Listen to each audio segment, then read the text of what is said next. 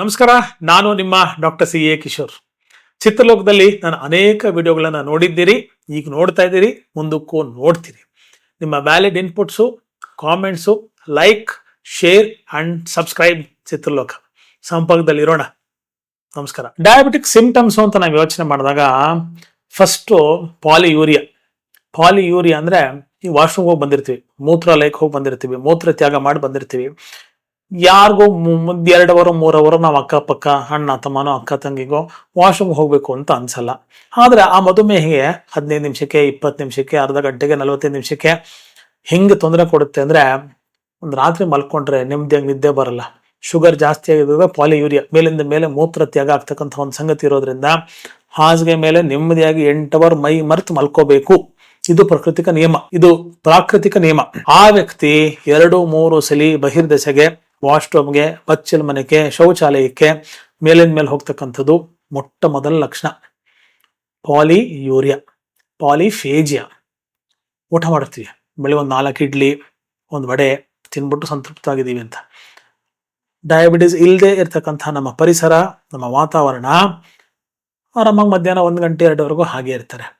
ಇಲ್ಲಿ metabolic difference ಆಗುವ ಕಾರಣ 8 ಗಂಟೆಗೆ ತಿಂಡಿ ತಿಂದವನು 10 ಗಂಟೆಗೆ ಇನ್ನೊಂದು 2 ದೋಸೆ ತಿನ್ನೋಣವಾ, ಇನ್ನೊಂದು 2 ಕಟ್ಲೆಟ್ ತಿನ್ನೋಣವಾ, 2 ಸಮೋಸ ತಿನ್ನೋಣವಾ, ಆಗಲೇ ತಿಂದಿದೆ, ಯಾಕೋ ತಿರ್ಗಾ ಹಶ್ವಾಗ್ತಿದೆ ಅಂತಾನೆ. Third most important polyphagia, polyuria, ಪಾಲಿಡಿಪ್ಸಿಯಾ.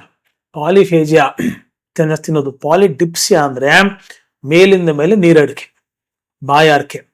ಈಗ ಡಯಾಬಿಟಿಸ್ ಅಂತಾನೆ ಗೊತ್ತಿಲ್ಲ, ಲಕ್ಷಣಗಳು ನಮ್ಗೆ ಏನು ಅಂತ ಇವಾಗ ಅರ್ಥ ಆಗ್ತಾ ಇದೆ. ನನಗೆ ಈವರೆಗೂ ಡಯಾಬಿಟಿಸ್ ಇಲ್ಲ ಅಂತಕ್ಕಂಥ ವ್ಯಕ್ತಿ ಒಂದು ಮ್ಯಾಂಗೋ ಜ್ಯೂಸ್ ಕುಡ್ಕೊಂಡ್ ಬಂದಿರ್ತಾನೆ ಜ್ಯೂಸ್ ಸೆಂಟರ್ಗೆ ಹೋಗಿ. ಇನ್ನು 15 ನಿಮಿಷ ಬಿಟ್ಟು ಯಾಕೋ ಸಿಕ್ಕಾಪಟ್ಟ ಭಯ ಇರ್ತದೆ, ಒಂದು ತಣ್ಣಗಿರೋ ಒಂದು ಸೋಡಾ ಕುಡಿತಾನೆ. ಇನ್ನೊಂದು ಅರ್ಧ ಗಂಟೆ ಬಿಟ್ಟು ಇನ್ನೊಂದು ಮೂಸಂಬಿ ಜ್ಯೂಸ್ ಕುಡಿಬೇಕು ಅಂತಾನೆ. ಮನೆಗೆ ಬಂದ್ಮೇಲೆ ಫ್ರಿಡ್ಜ್ ಕೈ ಹಾಕ್ಬಿಟ್ಟು ದೊಡ್ಡ ಬಾಟಲ್ ಕಟ್ಟ ನೀರು ಕುಡಿತಾನೆ. ತಿರಾ ಒಂದು 15 ನಿಮಿಷ ಆಗಿಲ್ಲ, ಒಂದು 2 ಲೋಟ ಮಜ್ಜಿಗೆ ಇದ್ರೆ ಕೊಟ್ಬಿಡಪ್ಪ ಅಂತ ಹೇಳ್ತಾನೆ. ಸೊ ಮೇಲಿಂದ ಮೇಲೆ ದ್ರವಾಹಾರವನ್ನ ಸೇವನೆ ಮಾಡ್ಕೊಳ್ತಕ್ಕಂಥದ್ದು. ಅದಕ್ಕಿಂತ ಮುಖ್ಯ ಬಾಯಿ ಒಣಗೋಗ್ತಕ್ಕಂಥದ್ದು. ಈಗ ನಾನು ನೀವು ಸಾಮಾನ್ಯವಾಗಿ ಗಂಟೆಗಟ್ಟಲೆ, ನಿಮಿಷಗಟ್ಟಲೆ ಮಾತಾಡಿದ್ರೆ ಹೇಗೆ ಬಾಯಿ ಒಣಗೋಗುತ್ತೆ, ಅನಾಯಾಸವಾಗಿ ಬಾಯಿ ಒಣಗೋಗ್ತಕ್ಕಂಥದ್ದು ತುಂಬಾ ಪ್ರಮುಖ. ಆಮೇಲೆ ನ್ಯೂರೋಪತಿ ಮೋಸ್ಟ್ ಇಂಪಾರ್ಟೆಂಟ್.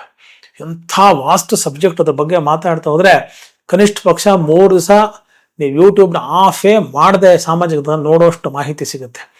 ಶಿಶ್ನ ಉದ್ರೇಕ ಆಗಲ್ಲ, ಕಣ್ಣು ಮಂಜಾಗ್ತಕ್ಕಂಥದ್ದು, ಕೈ ಕಾಲು ಉರಿ, ಹಿಂಗ್ ನಡೀತಾ ಇದ್ರೆ ಒಂದು ಪೇಪರ್ ಮೇಲೆ ನಡೆದ ಫೀಲಿಂಗ್ ಬರುತ್ತೆ. ರಾತ್ರಿ ಆದ್ರೆ ಮೀನ್ ಕಂಡ ಇಷ್ಟು ನೋವಾಗುತ್ತೆ. ಎಲ್ಗಾರ ಸ್ವಲ್ಪ ಕರ್ಸಿ ಚೆನ್ನಾಗಿ ಒತ್ತಪ್ಪ, ಸ್ವಲ್ಪ ಮಸಾಜ್ ಮಾಡಪ್ಪ, ಸ್ವಲ್ಪ ಮಸಾಜು ಎಣ್ಣೆನೋ ತಿಕ್ಕಿ ಸ್ವಲ್ಪ ಶಾಖ ತಗೊಂಡು ಸ್ವಲ್ಪ ಅದಕ್ಕೆ ಸ್ಪೆಷಲ್ ಅಟೆನ್ಷನ್ ಕೊಡಬೇಕು ಅನ್ಸುತ್ತೆ. ಬೆರಳಿನ ಕೊನೆ, ಪಾದದ ಬೆರಳಿನ ಕೊನೆಗಳು ಬಗ ಬಗ ಬಗ ಬಗ ಬಗ ಬೆಂಕಿ ಉರಿದಂಗೆ ಉರಿತಾ ಇರುತ್ತೆ. ಕಣ್ಣು ಮಂಜಾಗುತ್ತೆ, ಏನೋ ಮುಂದೆ ಇದೆ ಅಂತಕ್ಕಂಥ ಒಂದು ಫೀಲಿಂಗು. ನನಗೆ ನಿಮಗೆ ಕ್ಯಾಮ್ರಾ ಮಧ್ಯೆ ನಿಮ್ಮ ಕೈ ಹಿಂಗೆ ಇಟ್ಕೊಂಡ್ರೆ ಯಾವ ಒಂದು ಫೀಲಿಂಗ್ ಬರುತ್ತೋ ಆ ಫೀಲಿಂಗ್ ಅಲ್ಲಿ ಬರ್ತಕ್ಕಂತಹ ಸಾಧ್ಯತೆಗಳಿರುತ್ತೆ.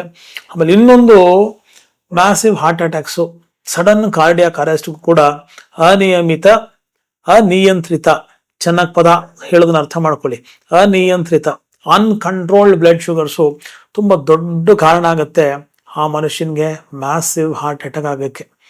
ಯಾಕೆ ತುಂಬಾ ನೋವು ಗೊತ್ತಾಗಲ್ಲ ಅಂದ್ರೆ, ಯಾವ ನರಮಂಡಲ ವೇದನೆಯನ್ನ ಅರ್ಥಾತ್ ಪೇನ್ ಅನ್ನ ಬ್ರೈನ್ ನಿಂದ ಹಾರ್ಟ್ಗೆ ತಗೊಂಡು ಹೋಗ್ಲಿಕ್ಕೆ ದಾರಿ ಮಾಡಿಕೊಡುತ್ತೋ, ಶುಗರಿನ ಆವೃತವಾದಂತಹ ಅವಸ್ಥೆಯಲ್ಲಿ ಅಂದ್ರೆ hyperglycaemic state of diabetes for a long time ಇದ್ದಾಗ ಅದು ನರ್ವ್ ಕಂಡಕ್ಷನ್ ಸರಿಯಾಗಿ ಆಗದೆ ಇರ್ತಕ್ಕಂತಹ ಕಾರಣದಲ್ಲಿ ನಮಗೆ ನೋವು ಪಾಸಾನ್ ಆಗ್ತಕ್ಕಂಥ ಸಾಧ್ಯತೆಗಳಿರಲ್ಲ, ಗೊತ್ತಾಗಲ್ಲ. ನಾವು ಸರ್ವೇ ಸಾಮಾನ್ಯವಾಗಿ ಹೇಳ್ತೀವಿ, ಚೆನ್ನಾಗಿದ್ದ ಬರೀ ಒಂದು ಶುಗರ್ ಇತ್ತು, ಸತ್ತೋಗ್ಬಿಟ್ಟ ಪಾಪ ಹಾರ್ಟ್ ಅಟ್ಯಾಕ್ ಅಂತೆ ಅಂತ. ಆದ್ರೆ ಆ ಶುಗರು ದೀರ್ಘಕಾಲೀನವಾಗಿತ್ತು, ಆ ಶುಗರು ನಿಯಂತ್ರಣದಲ್ಲಿ ಇರಲಿಲ್ಲ.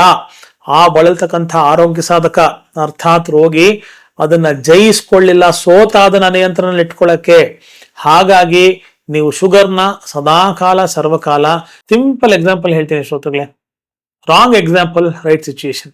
ಮನೇಲಿ ಪುಟ್ಟು ಮುದ್ದು ಪ್ರೀತಿಯ ಆತ್ಮೀಯವಂತಹ ನಾಯಿನ ಸಾಕ್ತಿವಲ್ವಾ, ಅದನ್ನ ಡೇ 1 ನೀವು ನನ್ನ ತಟ್ಟೆಲ್ಲಿ ನೀನು ತಿನ್ನು, ನನ್ನ ಹಸ್ಗೆ ನೀನು ಮಲ್ಕೋ, ನನ್ನ ಪೇಸ್ಟ್ ನಿನಗೆ, ನನ್ನ ಬ್ರಷ್ ನಿನಗೆ ಅಂದ್ರೆ ಚೆನ್ನಾಗಿ ಅದನ್ನೇ ಅಭ್ಯಾಸ ಮಾಡ್ಕೊಡುತ್ತೆ.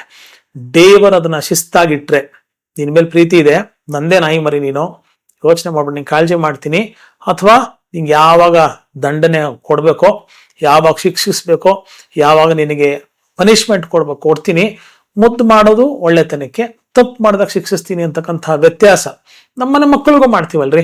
ಅಲ್ಲಿಂದ ಒಂದು ಒಳ್ಳೆ ಪೆನ್ಸಿಲ್ ಎತ್ಕೊಂಬಪ್ಪ, ಅಲ್ಲಿಂದ ಬಾಲ್ ಎತ್ಕೊಂಬಂದು ತಂದು ಕೊಟ್ಟ ತಕ್ಷಣ ವೆರಿ ಗುಡ್ ಬಾಯ್ ಅಂತೀವಿ. ಬಾಲ್ ಇಲ್ಲಿ ಕೊಡುವ ತಕ್ಷಣ ಮಗು ಹಿಂಗೆತ್ತಿ ಬಾಲ್ ಬೇಕಾದ್ರೆ ಬ್ಯಾಡ್ ಬಾಯ್, ದೂರ ಇಡು ಅಂತ ಕಂಡುಬಿಡ್ತೀವಿ.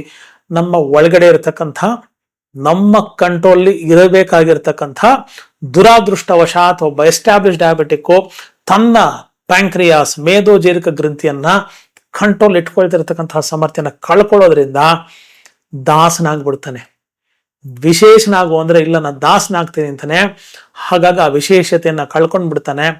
Heart attack one of the major reasons is uncontrolled state of sugar. ತುಂಬಾ ಹೈ ಶುಗರು, ತುಂಬಾ ದೀರ್ಘಕಾಲೀನವಾಗಿದ್ದಾಗ ಲಕ್ ಅಂತ ಮ್ಯಾಸಿವ್ ಅಟ್ಯಾಕ್ ಆಗೋದು ತುಂಬಾ ದುಸ್ಥಿತಿಯೇ ಸರಿ. ಶಿಶ್ನ ಉದ್ರೇಕ ಆಗತಕ್ಕಂಥದ್ದು ಒಂದು ರೀಸನ್ಸು.